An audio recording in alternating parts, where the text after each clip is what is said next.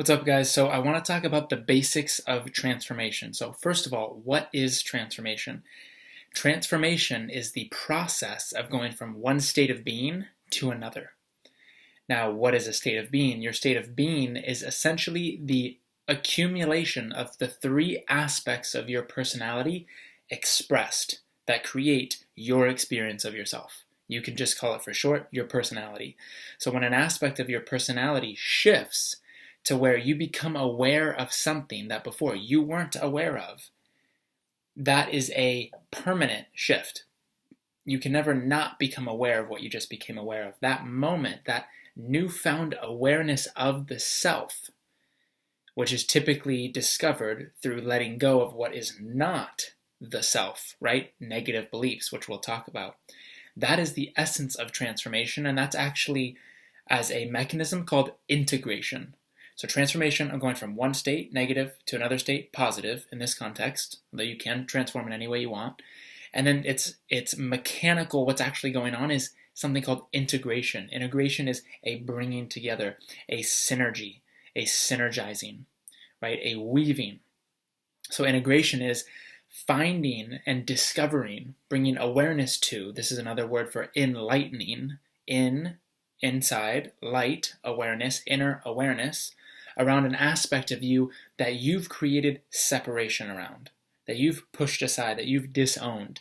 Bringing awareness to that idea is what then allows you to go from a more compartmentalized self, a segregated self, back into a more unified self. That is the process of integration, which we say as an overarching term, transformation. Okay? Now, here are the basics of transformation. How do you transform your beliefs, your personality self? The first understanding, there are a couple laws that need to be understood first to make this the most efficient process possible. First law, first understanding is that the purpose of life, or the meaning of life, is that it contains no meaning.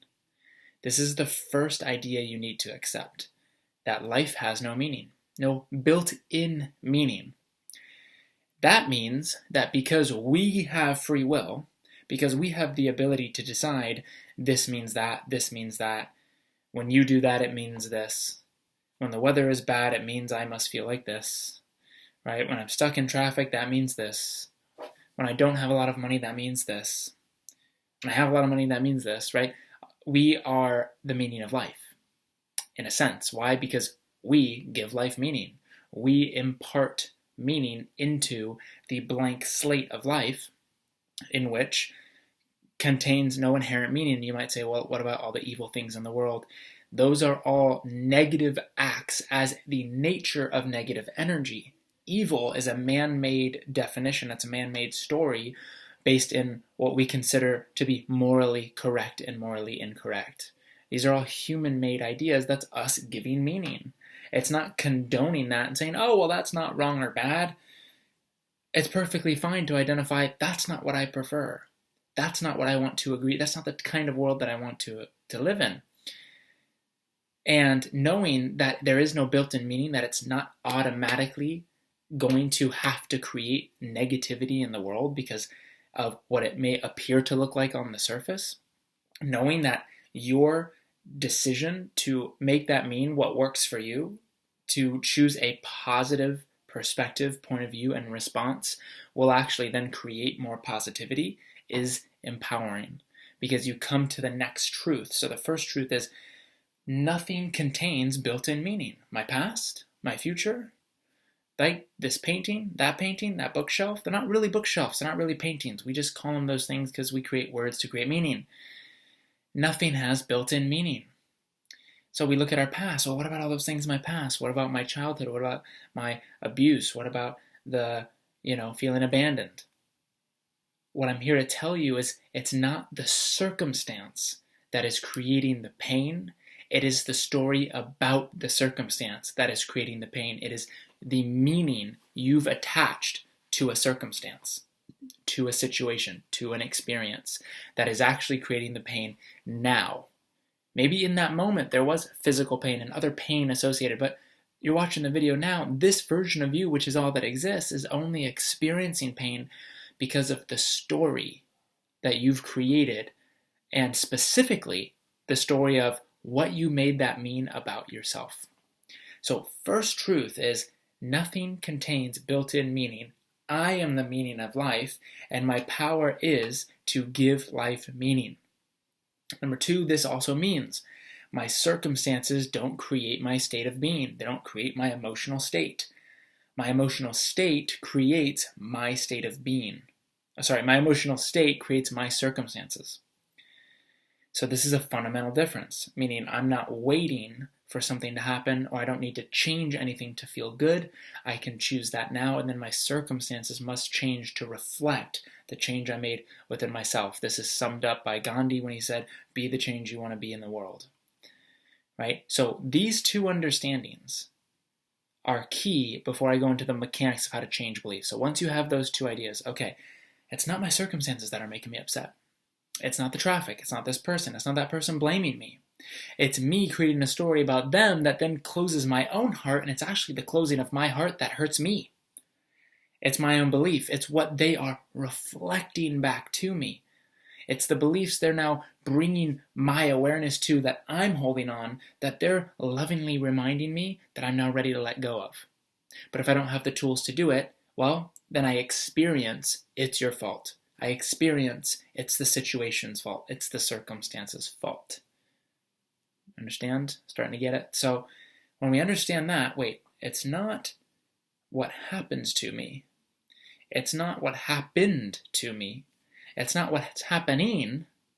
And it's not what hasn't happened. It's only what I'm making all of that mean about myself, because those mean nothing. Now, basics of finding and discovering the beliefs that are at the source, the stories, right, the definitions that are at the source of the pain. First thing to understand, you cannot have an emotion without a belief or a definition about something first, right? If I were to ask you, hey, what's an aligu? What do you feel about an aligu? Do you know how you feel? How do you feel? You'd say, what the hell is an aligu? I don't know how to feel about that. I feel confused. Exactly. You cannot have a strong negative or a strong positive emotion about something that you don't have a definition about, that you don't know what it is. You have no belief about what that is, and so you can't have an emotional response. And so this is actually a description of how your personality structure works. People call that in psychology the ego, but it's really how you focus your consciousness into physical reality, actually like a triangle, just like this. That's three-sided. The first being the blueprint level, called beliefs and definitions. Your definitions of words, how you're defining yourself in certain situations, your beliefs and stories about yourself and others. The beliefs then generate the emotion as feedback, right? So beliefs create emotion. Emotion then attracts thought. So you have belief on one side of the triangle. We'll use this. Belief on one side, emotions and thoughts on the other. And then the foundation here is action, right? Because nothing really changes in physical reality until there's physical action taken. That's why we're physical. And so what I believe influences and, in a sense, creates and attracts what I feel and what I think. And most of us try to change things at this level. I'm feeling this way. I got to do something to change the feeling. Let me go work out. Let me go do this. Let me go do that. And then we become slave, even sometimes, to positive things. Right? Oh, if I just do my morning routine for 2 hours, then I feel good in my body. And if I have all these conditions right, I feel good. And then if I don't, I'm triggered. But we don't have the tools to go into the belief system, because when you change the belief, the whole structure changes. Your whole sense of self changes. Those feelings don't come up in that same situation, meaning those thoughts don't come up in that same situation. It's as if you never had that experience, because you're experiencing the same situation anew and responding differently. That is the true measure of change. When you approach the same situation but respond differently, you have changed. It's not when your circumstances have changed.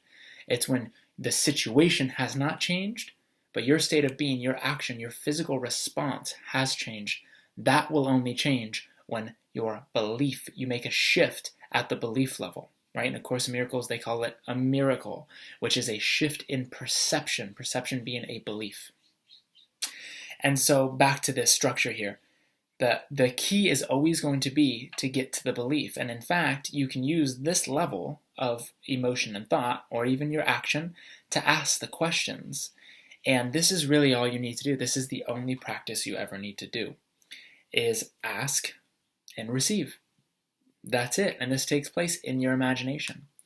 And so all you need to do is, when you're feeling an emotion on this side of the triangle, an emotion, or you're thinking a thought you don't want to be thinking, is to stop in that moment, be with that emotion completely and fully. Don't judge it as wrong or bad. Don't push it away. Don't avoid it, right? Because avoidance, blame, justification, rationalization, projection, rejection, these are all ways that our negative ego mind uses these tricks, these illusions, to get us not to stop and be with it. Because the moment that you stop and you're actually acknowledging the emotion and validating it and letting it be felt and letting it be expressed, then you're not going to buy into any of the tricks that would keep you from doing that, because it is fear's nature to perpetuate itself, just like anything else in nature. And that's simply how fear does it. It's not malicious, it's just its function, right? Because as soon as you find the belief, it's actually done. And I'll explain that in a moment. So you feel a negative emotion, you get triggered, right? You're having thoughts that you don't prefer. In that moment, that's a sign to say, first of all, I'm becoming aware. So awareness is number one. I'm becoming aware. This is not what I prefer. This feeling is not what I prefer. That's step number one. Step number two is acknowledgement. Now I'm going to acknowledge what this is. Okay, I'm acknowledging the feeling of anger. Yes, that is here, and that is okay. You can even say that out loud. Okay, I feel angry. That's okay. And take that moment to put all of your presence into the emotion and just let it be, right? If you want to yell, if you want to cry, or if you just want to be present with it just for a few moments, that's fine. But let yourself really feel and be with that in unconditional love, meaning there's no judgment. There's not, I'm too spiritual for this. I've gone through this already. I should be past this. It really comes back down to two of the most powerful words in the universe, which is, it's okay, which is another way to say acceptance. So I become aware, I accept and I acknowledge what I'm feeling. Then the next step is to ask the question. There's two main questions to ask that will trigger, in a sense, a response from your higher mind channeled through your imagination, which is the telephone to the non-physical aspect of you, which is where the term Holy Spirit in Christianity and, of course, in Miracles, all that really means is your higher mind, your higher self, right? That is meant to guide you, that you're meant to commune with, that is your natural state to be in concert with. So it's in that moment to say, okay, this is here. Let me acknowledge it and express it. The expressing is like releasing. It's like giving it up to something else, saying, okay, have that. And then in that moment you say, now, first question, what must I be believing about myself in order to be feeling this way? Because remember, fear is just a messenger. Fear is an illusion. It's not actually real. That's why it has to use all these illusionary techniques. So fear is a messenger at your door saying, hey, there's a belief that's out of alignment with you. Your frequency is so high now, you're finally ready to take a look at it. You're finally powerful enough to look at it and let it go because you're now ready to go further.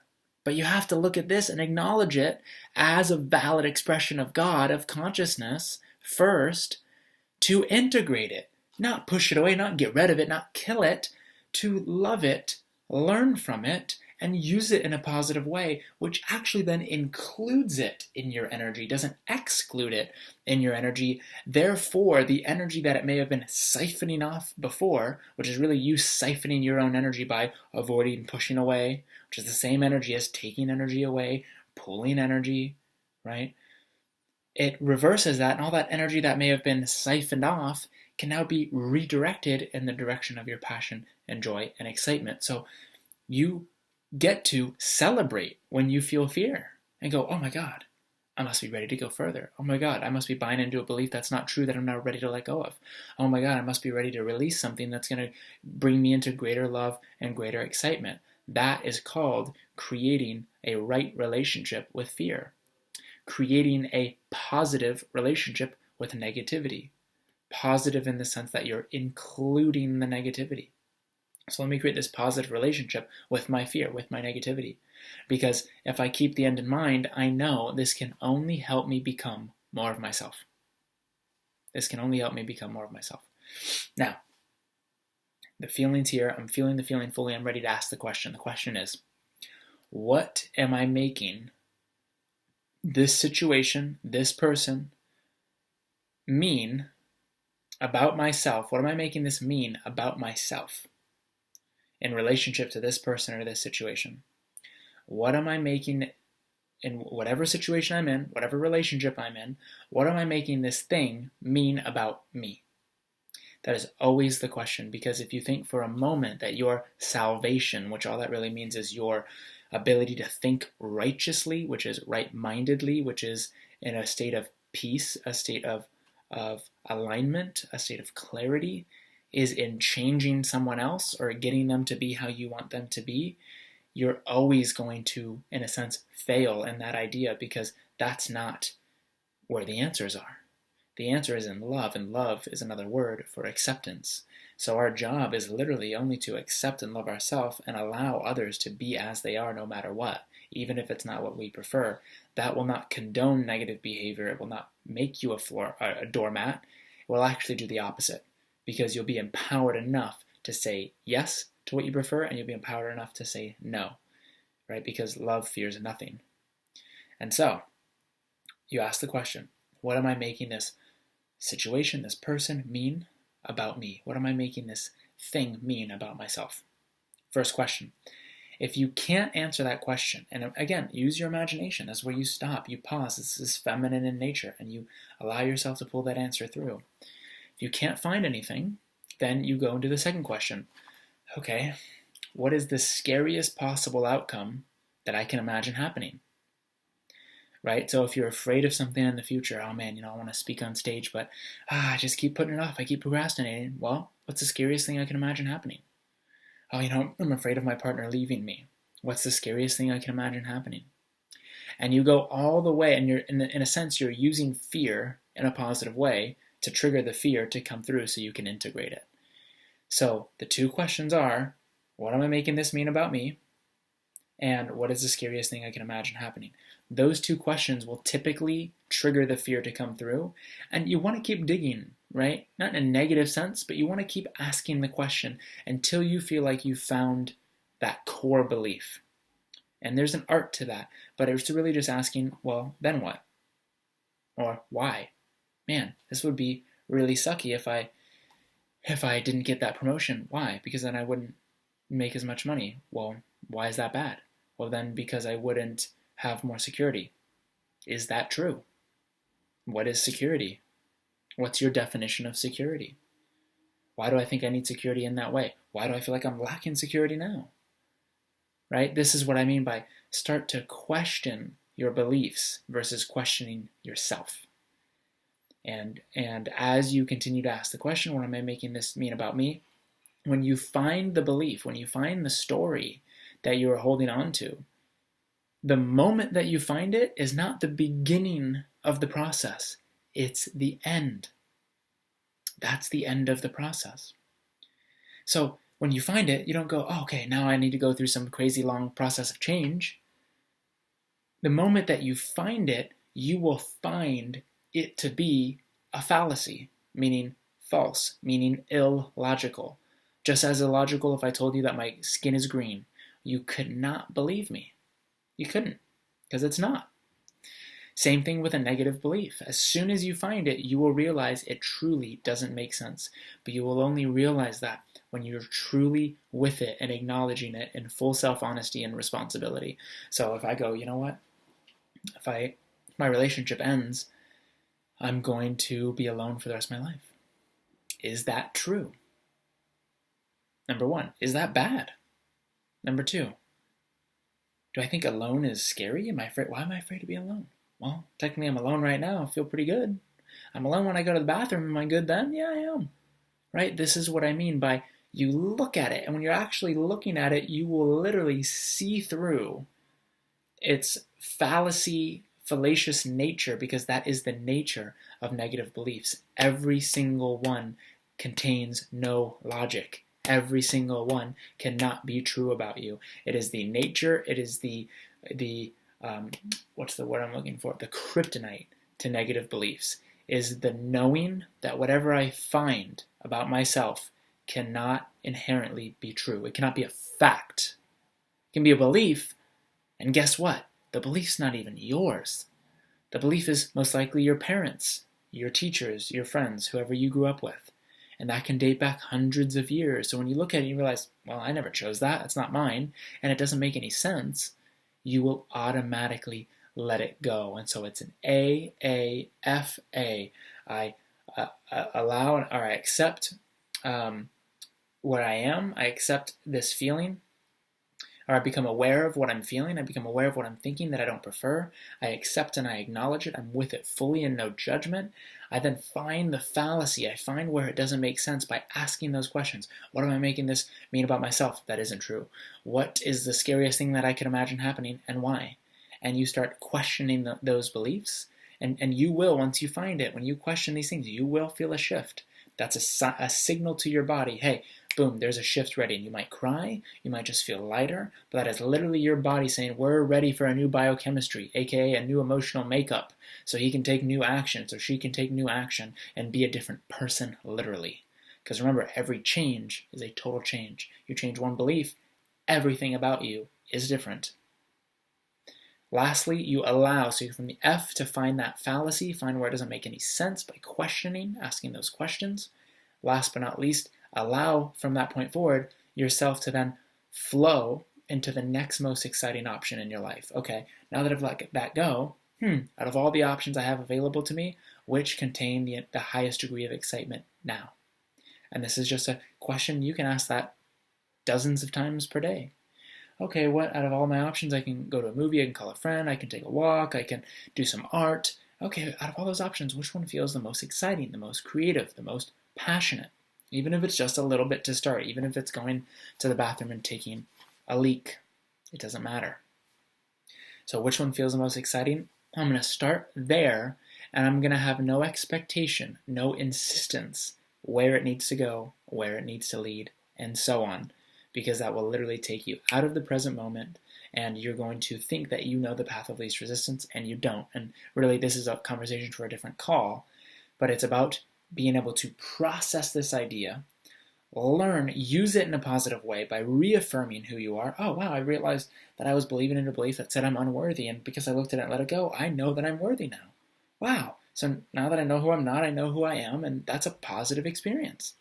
Thank you. Now I'm going to take this and I'm going to act on my highest excitement in this next moment. That is the basic understanding of the process of transformation. That can happen within a moment. That can happen within a moment of realizing there's a feeling there that you don't prefer and you going, and without even asking the question, because you're getting so good at asking the question, because really the question is just a frequency. It's a state of being. And so you might just shift to that state of being and breathe into that feeling. Shift to that state of being and instantly see through what you believe to be true in that moment. And by the time you're done breathing, you let it all out. And that's how fast your process can actually be. So remember, it's not about avoiding the process. It's about having fun with the process. It's about accepting it. It's about having as much fun as you can with it. And the paradox is you'll have less to process. So I hope this was valuable to you guys. This is the basics of transformation and integration, how to change your beliefs, and I will see you next time.